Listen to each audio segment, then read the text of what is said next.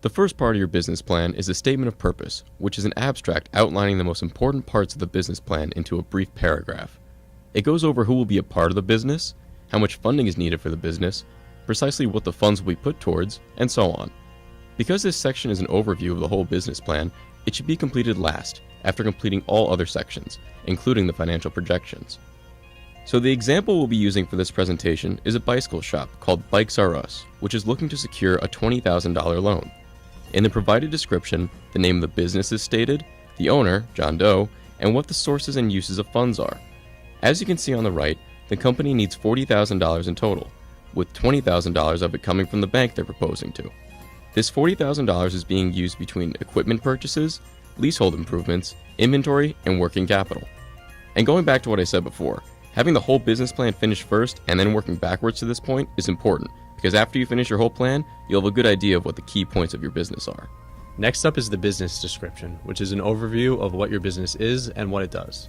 This section should be written in a concise and direct manner, where you should list the hard facts about the business, including what products and services will be sold, what markets you attempt to reach, and other background information. Your business description should also include the legal entity you're establishing. The legal entity describes how the company will be taxed, how ownership in the company is divided. The most popular legal entity businesses file under is a sole proprietorship, which gives complete managerial control to the owner, but also makes the owner personally liable for all financial obligations of the business. So for our Bikes R Us example, the section starts off stating the address of the business as well as the legal entity, which is a sole proprietorship. Then a little information is provided about the company's history. This is good because it points out that the owner has been working in this field for 10 years and has actually done well enough that he could afford to open a physical retail location. The last sentence here explains what the company specializes in, which is also very important because it shows how the company will differentiate itself through appealing to hardcore cyclists. Frequently, this is the weakest part of many plans and reveals that the marketing homework has not been done thoroughly. This section is important because it describes the customers that the business relies on to purchase its product. First, you should go over the industry information, which describes where the market is at large, explaining where people are currently buying your product and how much in total is being spent on that product. Next is the market profile, where you want to describe who your customers are or will be. You should outline things such as how many customers are out there who will realistically buy your product, are your customers individuals or businesses, and what is your target customer age. All of this information should make the case that there really is a need for your product or service and that there is sufficient demand to support the business you have proposed. It isn't enough to just say you believe in the product or service. Our example starts off detailing the market size and competitors. We see that national sales are growing 20% per year, and that large companies like Kmart and Sears are responsible for 75% of sales, and that 25% of bike sales are done by small shops like Bikes R Us. What is intriguing is that the 25% makes up 40% of overall sales because the smaller shops sell higher priced product. The analysis then goes on to explain the target market and what these customers are willing to spend. As with the prior section, it is indicated again how the company is looking to differentiate themselves through capitalizing on the BMX industry trend. In this section of your plan, you want to describe the companies and products that will serve as competition to your business. You should answer questions such as, how many companies will you be competing against? Who are they? Where are they in relation to your location? And most importantly, will you intend to take market away from your competition, or you'll be creating a new niche market? Our example begins by describing the landscape for bicycle shops in any town, New York.